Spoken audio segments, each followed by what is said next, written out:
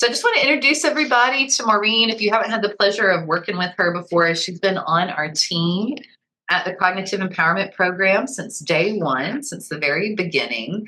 And we're so fortunate to have her with us. She's been practicing occupational therapy for over 35 years and really has this focus on maintaining independence. And that's what we're going to be talking a little bit about today, is how to use some of the tools from her toolbox to help keep you as independent as long as possible. She does that a lot with us at the Cognitive Empowerment Program. She's also done some projects at Georgia Tech to talk about bringing this independence in people's homes. So give her your feedback, give her your questions today, especially if you've got some things at the house that you're thinking about, you want a little support with. And if you've got any questions, you can always email us at outreach@empowerment.emory.edu. And I'll be in the chat sharing some of this information. As you have questions, I'll be monitoring the chat as well. And welcome in, Maureen. I'll let you go ahead and pull up your PowerPoint and just tell us a little bit about how this topic is relevant to our community of people in early stage memory loss. What kind of brings this topic to be important for our group today? Well, I think that, when you have any sort of changes in your brain, sometimes routine activities, that were once very easy to perform become a little more complicated, a little more difficult. And so, as an occupational therapist, we use a lot of adaptive equipment, adaptive devices and strategies to help people maintain their independence, right? So that's what we're going to talk about today. So I've zeroed in on a few areas that I think are particularly interesting and pertinent, and I hope you think so too.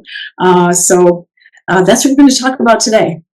Great, Maureen. I'll let you go ahead and pull up your slides real quick and share screen. And one of the things that I've learned a lot from Maureen is that there's all these little tools and gadgets that I had no idea even existed that occupational therapists are really well versed in. And so it's really cool to see how things like having a trimmer when you eat and trying to hold a fork, there's a gadget for that. There's a gadget for helping you in your car at the end of the day, and all kinds of different tools that you may not know about.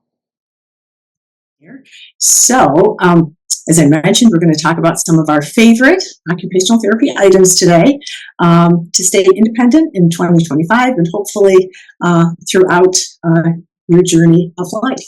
So, as occupational therapists, our goal is for everyone that we see to remain as independent as possible for as long as possible, regardless of the diagnosis, regardless of age, regardless of their social or psychological conditions.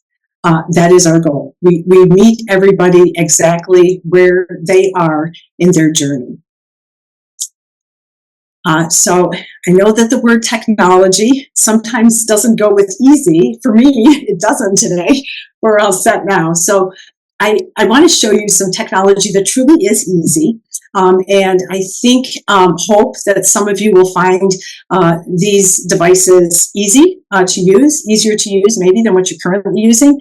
So I decided to select a wide range of pill boxes, so organizational systems to manage your medication. Medication management is one of those things that can get a little tricky, even in the early stages of mild cognitive impairment. So there's several variations that we're going to talk through on that. The other is a variety of phones. So not everybody wants to use a super smartphone. Sometimes it's just too much information, or just not using all the information for that type of phone. So I have some simplified versions to show you.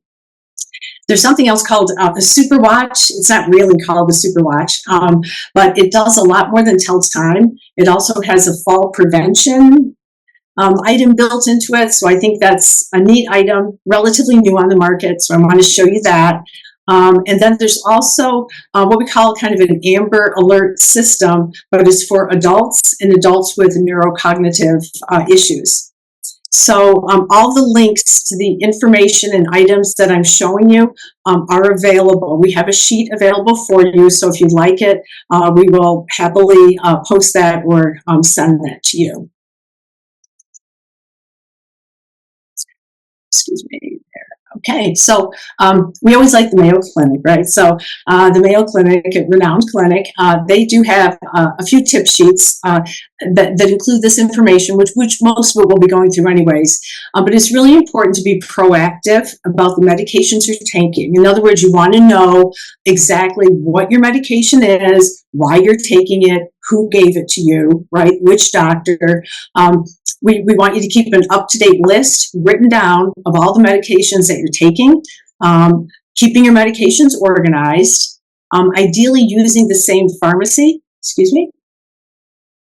and I think we all know this, but we're not supposed to share our medications with our friends or family. So medication errors that are really common, especially those with mild cognitive impairment, are on this list here. So it could be taking the medications too frequently, maybe like, oh, I'm not sure if I took it this morning, so it's this afternoon, so I'll go ahead and take it. It's simple things like that that can get turned around. Taking the wrong dose of a medication. So for example, if you're supposed to take one pill and have another half, so the half has to be cut with a pill cutter, that could create a problem. Also the way the medication is stored. You know, the pharmacists are very particular. And so if it needs to be, in the refrigerator, it really should be in the refrigerator. If it should not be in sunlight, it should not be in sunlight. And that's because the chemical compound will destroy. So another one is taking your medicine with or without food. That one is usually just so you don't feel nauseous. And again, skipping or doubling up on medications, stopping the medications too soon. That's a really big issue, especially if it's an antibiotic, right? Because the whole course is needed to kill whatever bug the doctor's trying to give. And stretching the prescription is another one that we would recommend that you don't do. So before we get started into the specifics, I wanted to just touch on the very important part of making sure that your medication is secured in a lockbox. In a secured cabinet that's locked, whatever works for you. Children still do think that pills look like candy, and they still do overdose on medications that are left out. Sometimes very devastating situations. So please be mindful of grandkids, kids coming to visit. One time we had a friend of mine, and she had about 4 little kids, and she had a new type of vitamins for them, and she moved them up into the way top cabinet in the kitchen. And she came in, and the kids had hiked each other up onto the counter and had reached the upper level of the cabinet and were eating their new vitamins because they thought they were candy. So it's just, the kids were fine, but it happened so quickly. She had literally just turned her back. So we want to have a secure lock and key to avoid any accidents. And then always kind of a good idea to have that poison control number available wherever you keep your phone information so you can access it easily. This sheet I really love, and I hope you love it too. This was put out by the Department of Health and Human Services to the FDA. And the reason I like it is because it helps us put all of our medications on one sheet, understand what they are, understand what they look like, understand which doctor gave them to us, right? So sometimes I'll have clients that come in, they say, oh yeah, I take that red pill. Or no, it's that little yellow one. And a lot of times folks refer to their pills that way because they're not really sure what they are. So anyway, so what this sheet has, the first column talks about either the brand or the generic name of the medication that you're taking, so you can just jot that in there. The next one asks, what is the color, the shape, the size, or the markings on the pill? Right? So then you can put, for example, it's small, it's white, it's round, and it's 20 milligrams. How much are you supposed to take? 2 pills of 20 milligrams, a total of 40 milligrams. Okay. How to use it and when to use it. You put your notes in there. You either take it orally 2 times a day, or you must take it in the morning, or you must take it before you go to bed. And when the pharmacists and doctors write those orders, they have definite education behind them and reasons why they want you to take certain medications at night or in the morning. There's also a start and stop date for the medications. And then why are you using this section? So you can say this is to lower my blood pressure, or to help with my cholesterol, or to help with my memory. And then the last column, who told me to take this and how to contact them. And the average adult is on a minimum of 5 medications. And, some of us may see different doctors for different reasons, and so different specialists and that sort of thing. So anyways, the link to this sheet, if you like it, is one of those links that I have provided for you. Again, it's called My Medication Record. The pharmacist is really your friend, right? My grandfather was a pharmacist a long, long time ago at Walgreens. And I used to think, well, maybe I just like pharmacists because my grandfather was such a wonderful guy. But all pharmacists that I have run into are wonderful, and they are just so helpful. They want to help you. So specifically, if you get a new medication, just ask them, did you see the other medications I'm on? Is there any problem with this? Any side effects? And they will answer. They'll let you know, often right off the top of their head. So blurry vision and dizziness are the big things that I'm concerned about, and they are too. And because that can cause falls, it can, if you're dizzy when you're driving, that's never a good thing. So again, remember, your pharmacist is your friend, and if you're using the same pharmacy, you probably will run into that same pharmacist very often. So one of the things that we do know about mild cognitive impairment is that it does have effects on your brain that can affect attention. Some of these, we call them executive functioning skills, the level of organization, some problem solving, decision making, concentration. Those are all really important skills when you're setting up your medication system or just trying to take your medications. And it's so that for that reason, the attention, the memory, the concentration, the organization, and so forth, is why a system is really important. It will decrease the chance of errors. And here is a very simple pill organizer. This one is about $10. I love this because it's really well labeled. Every day of the week is very clear. One side is AM, one side is PM, the different days of the week. It's ideal for people who have any joint or arthritis problems. The little tabs are extremely easy. You literally just touch it and they pop open. So this is a great medication, especially if you only need to take morning and evening medications. Downside, of course, is that is not childproof. Another one, and these again, I'm showing you things that are designed for different levels for different people. So this particular MedQ digital pill box is a locked system. And so this would be for someone who's having a little bit of difficulty remembering when to take the medications. They're pretty good with taking it, but they're not really keeping track of the time and exactly when they're supposed to take them. And so this one, you can set the time as you see. So say 9:30 in the morning, and then at 9:30 in the morning on Thursday, that little Thursday box there is going to start making a whole lot of noise and flashing at you and saying, that doesn't say anything, but it's making you aware that it's time to take your medication.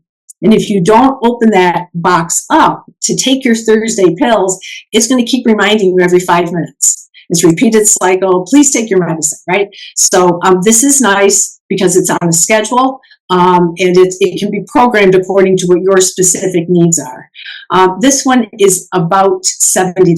So this is for someone who needs a little bit of extra reminders, and it's really good for avoiding any double dosing. Now, I will say, the technology of medications and taking our medications and the different types of systems, we have a lot out there, but what we haven't figured out is, they're working on it, is how to determine if a person has actually ingested the medication, right? So we don't know that. And none of the systems you're going to see today can tell you that. And that technology is on its way, but it's not with us. All we can tell is if the box has been opened, okay?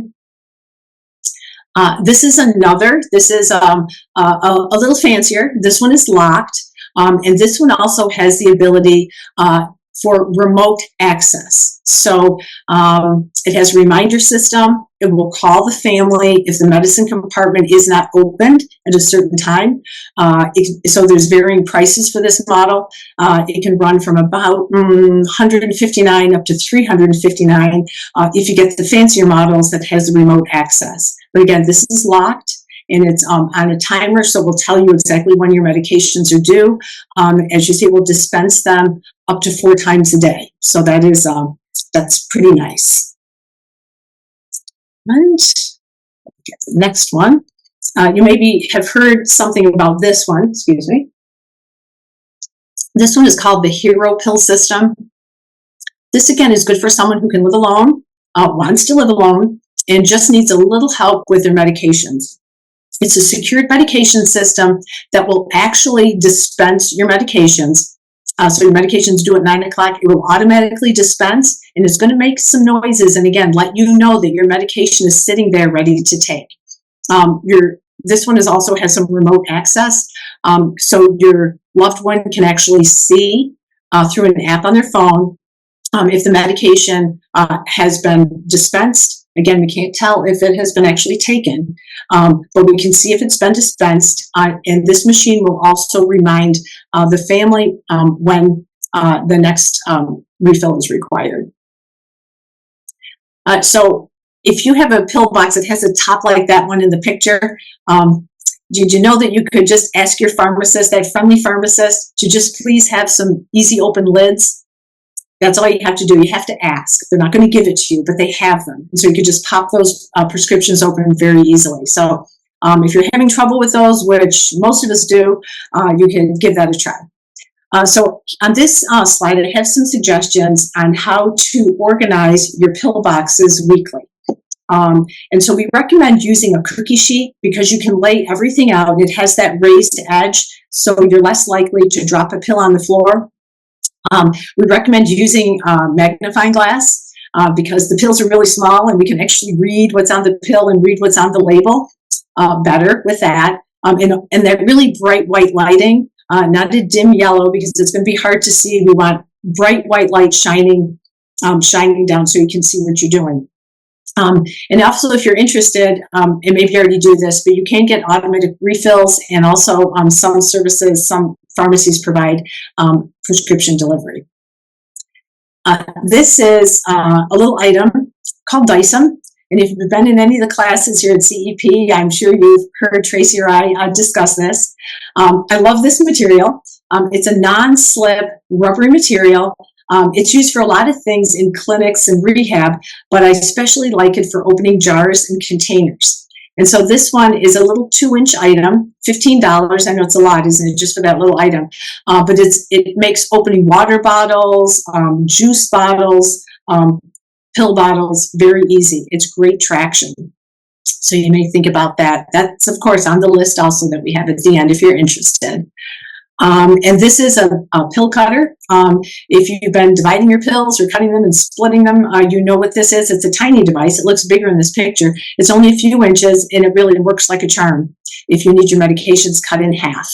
And that one is only about $5. So I hope that you've got some ideas for how to manage your medications, or how your loved one, maybe would benefit from one of these systems. And now we're going to shift over and talk about telephones. So I have a variety of phones, and I think it's really important for us to keep everybody connected. Regardless if there's a neurocognitive issue going on, doesn't matter. We all need to stay connected with each other. It's really important to have that socialization, as well as exercise, as Megan was talking about, and eating right. It's kind of a combination of things. But socialization is really important. And if mobility, you're driving, it's hard to get out, the phone is the go-to. So you have to have a phone that you're happy with and a phone that you can use. So the complexity sometimes of the smartphones are just too much. I've had families say, I want my loved one to have something that looks like a smartphone, but we really don't need the internet access anymore. So I'm going to show you a couple of them. And we know that through research that just the use of technology, and that includes a smartphone, really does improve the quality of life in people with mild cognitive impairment.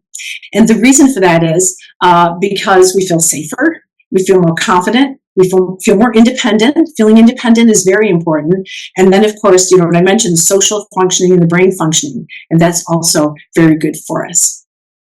So almost 80% of older adults, now the term older adults, right, that could get a little fuzzy, but the CDC and, you know, the researchers define that as people 65 or older, just to clarify that. So most older adults have some form of a smartphone, but the thing is, what we also know about that is they are not utilizing all of the things that are available on the smartphone, right? Usually just pictures, text messaging, email perhaps, and a little bit of surfing the internet. And so socialization and communication, as I mentioned, is really important for the brain. Isolation is no good for any of us. So we're going to look at some of those easier and safer phones. And some are designed for those in the earlier stages of mild cognitive impairment, and some kind of go into more of the middle stages, or those who have trouble with vision as well, or with hearing. And so the first one is the Jitterbug. And the Jitterbug does have internet access, but it's a really simple look. And that's how it looks. So it doesn't have all the little icons. It just has a few, and they're really clearly marked.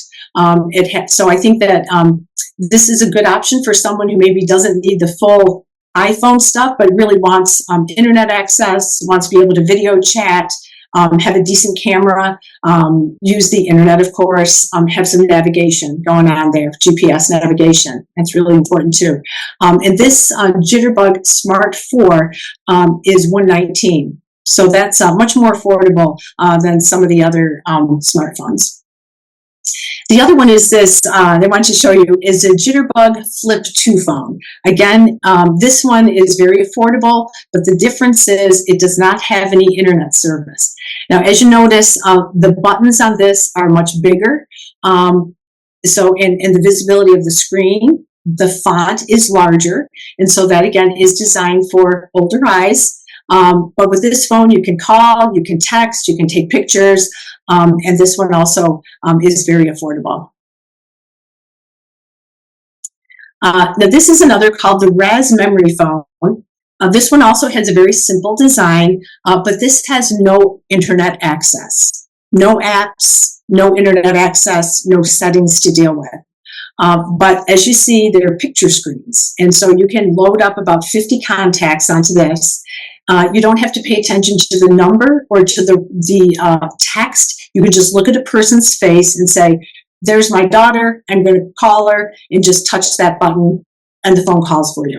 You do have the 911 available. The answer and the hang up are very clearly marked. As you see, the answer is in green and the hang up is in red. It kind of makes sense. And the nice thing about this is that it does have remote access. So that means that your daughter, son, whoever your person is, can check your battery strength, can track the location of the phone if you've lost it. If they're talking to you on the phone, they can also enable the speaker so they can hear you a little bit better. So anyways, this is also a nice option. And this one's a little more expensive, $349 for this one.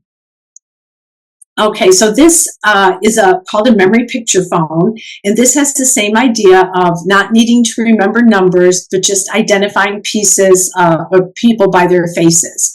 And so as you see, the faces are placed in here. This is more for the middle stages of dementia, and you just need to remember faces. It does have a 911 access, and this is just $50. And this particular phone is designed for people who have a little bit of trouble with hearing and a little bit of trouble with vision, okay? That's why everything is bolded on the screen here, so it's very easy with a sharp contrast to see the numbers, and it helps with being able to press in the numbers if there's a trouble with fine motor coordination. You can also add contacts in this, so they can be saved in that phone as well. And this one is about $55. Okay, So that's the news on all the phones that I have to show you. And now this is the system, this new watch fall tracker, fall detection system that I want to show you. It's called TheoraCare. And there is really nothing that I have seen that is anything like this. Excuse me.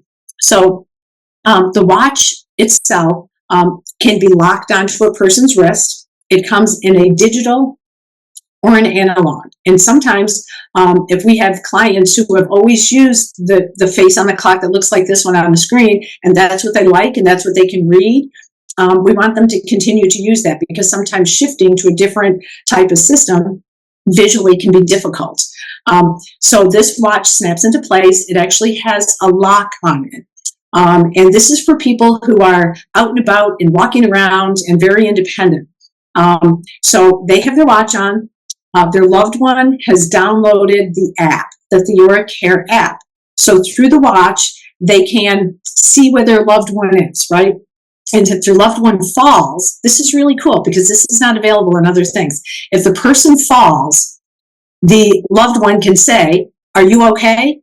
And they can communicate, two-way communication. "No, I'm fine, I'm up, I'm really fine," instead of calling 911 directly. So a lot of the systems for fall detection, automatically you get the call to 911 whether it's needed or not. This one has a two-way communication going on between the person with the app and the person wearing the watch. So that is a really nice thing.